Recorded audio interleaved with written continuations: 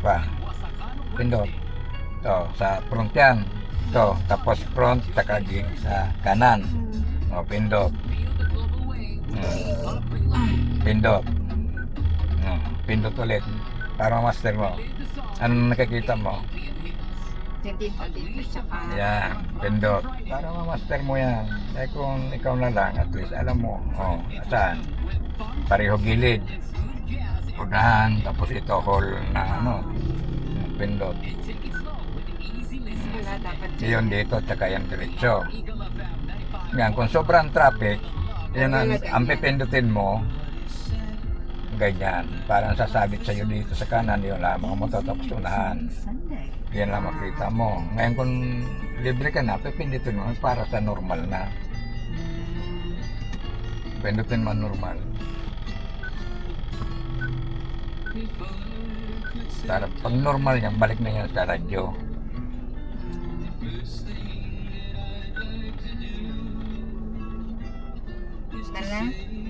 Saka dito, huwag ka masyadong umasa. Iba na talaga yung nakapokus ka, nakikita mo ang actual. Kaya minsan kasi rito, minsan nagmamalfunction ang camera niyan. Minsan, nakakaano sa camera, pero ang palang camera pala, nagmalfunction. Makikita mo habang tumatakbo ang camera, palaging ganun na nakikita. Ang camera nito, nandito sa ilalim ng side mirror. Ganun din sa kabila. Tapos dun sa unahan, dun sa may grills. Yan pa dapat may nabasa akong ganyan na tumatakbo siya. Yung pala, sira ang camera sa kanan. Kaya iba talaga na ang actual na kita ng dalawang mata mo. Ang ginagamit lang yan for emergency in case na kabado ka na di umpita. Pati sa gabi kita yan.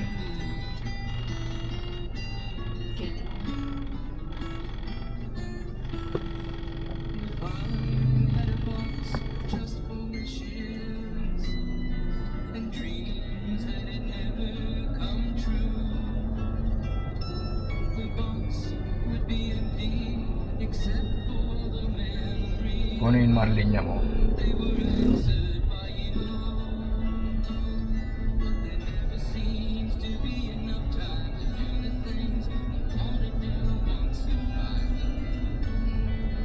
Sanayin mo na pag nagmamanil ka, kukunin mo talaga yung linya mo maliban sa ganito. Kukuha ka namin yung magandang kalsada, kaya wala ka namang kasalubong. Pero pag may kasalubong ka, kahit sira doon ang kalsada sa kanan mo o kaliwa mo, pupunta ka sa tama mo, sa right of way mo. Lalo kung may kasalubong ka. Ngayon, kung pagbibigyan ka, okay, kukunin mo ka, pwede mo sakupin lahat ng linya.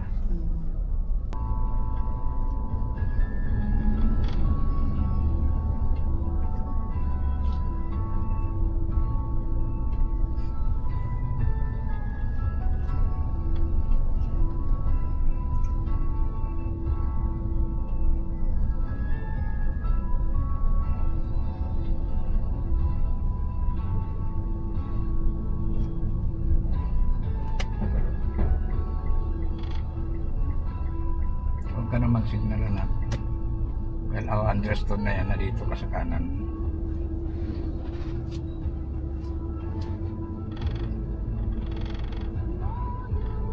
Laglag ka.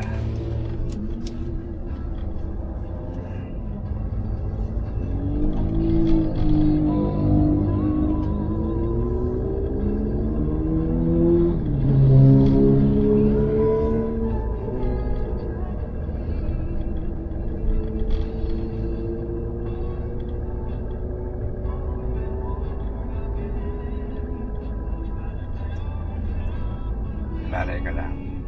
Huwag ka mag-atok ng preno. Basta lalay ka lang. Dito ka sa kunti. Sa kaliwang kang kunti. Sige. Kanan.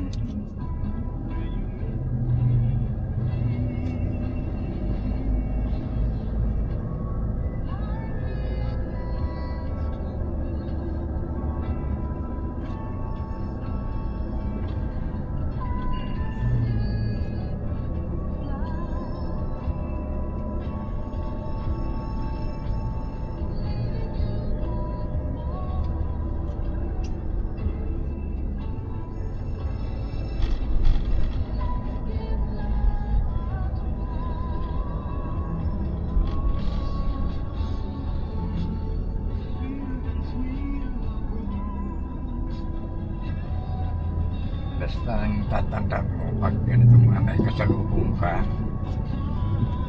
nagbibigay ka ng allowance dyan sa center lane, pati rito, lalo na dito sa center lane. Yan o, mag-clearance kita ng mga 1 foot ganyan. Dahil ang kasalubong mo, 1 foot din yan, halos mga kahit 6 feet. O 6 inches, hindi, kahit mabilis ang takbo mo, hindi kayong magkakasagyan niya. Maalala rito.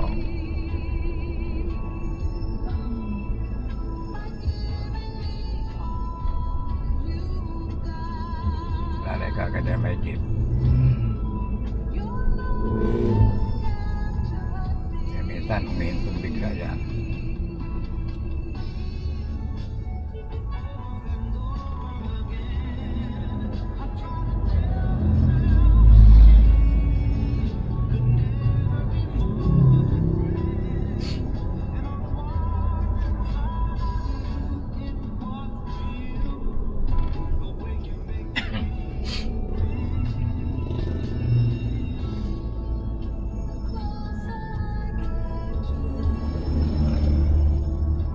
Basta sisiguraduhin mo yung preno ha. Di bali mapakan mo diretso yung preno, wag lang accelerator. Lalay. Bali makalikot na siya.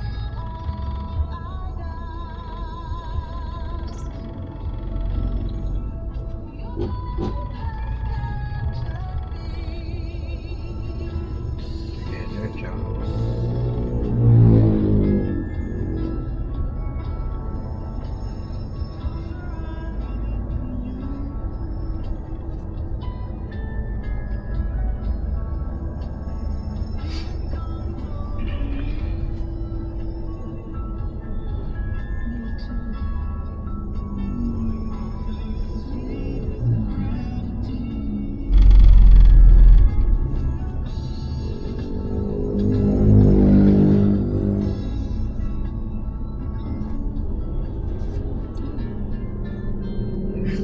Pabigla-biglang manibila, alalay ko lang. Magkaiba ito tsaka si CB. Dahil si CB, kung di mo ganyan dahil ito, power steering ito. Sige, unahan mo siya. Sige, unahan mo.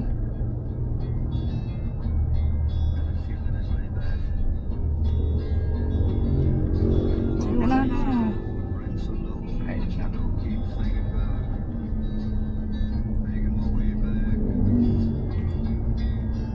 Paglagpas ng motor, unahan mo siya. Dahil pati ang likod, sa likod mo, nakakailangan siyang unahan mo. Sige, accelerator. Yan na, pati ang likod mo, nakakailangan. Dahil dyan na sa isang tricycle. Kung ganyan nag-aalangan na ang nasa gitna, kung may time ka na, may lugar ka na, unahan siya, unahan mo. Yan ang diskarte sa kalsada. Ganyan, medyo alalay ka, ganyan. Medyo, yung tatawag na sigurista. O, libre, o, dagdag na accelerator. Pag ganyan nakita mo medyo open siya, din, dadagdagan mo na speed mo. Dahil highway ito. Medyo alalay ka na naman dyan.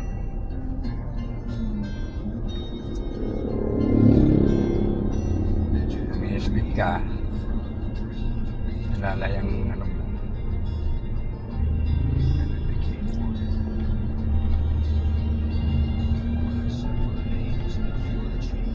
Medyo kaliwang konti.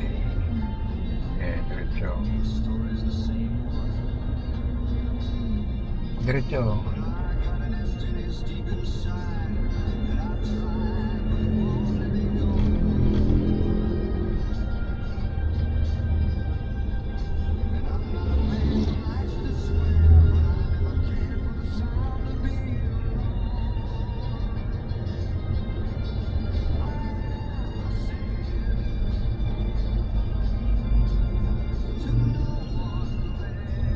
Nagugulat ako dun sa mga biglang lumalabas na mata.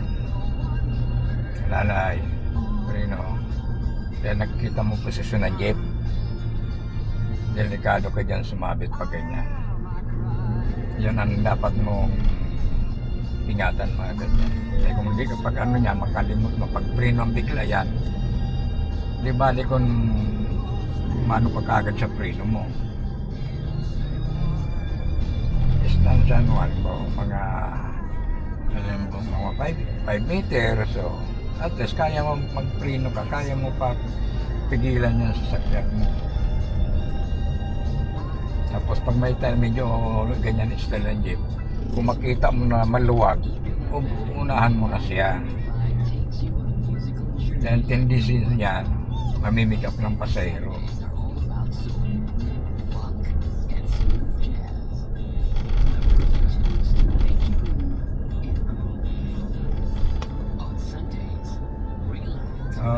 Lumalapit ka.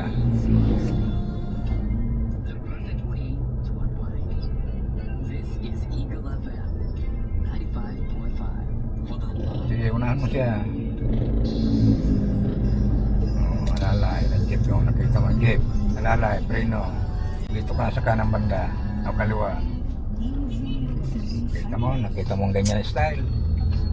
Pag baguhan ka, matataranta ka niyan. Kung maapagan mo accelerator, sapok ka. Pero kung sanay ka na, alam mo na ang direksyon ng jeep, makakaandap ka na.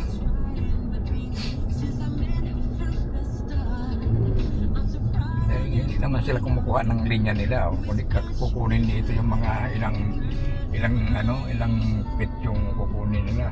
Sige.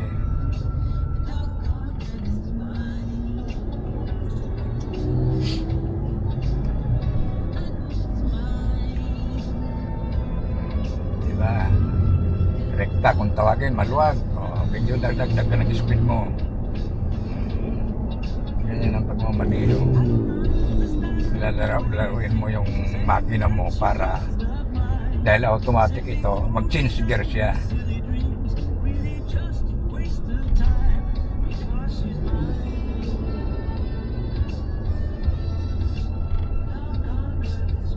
Kita mo yung L3 na yan.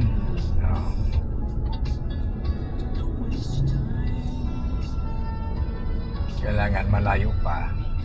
Alam mo na kung ano ang gagawin ng kapwa mo sa sakyan. Pwede na ako. Sige, diretso. Diretso. Bandang kaliwa ka. Kahit malayo ka pa, ipupurmo mo na sa sakyan mo. Sumalpo ka man, sa right of way ka. May hinahanap yan. Pag ganyan.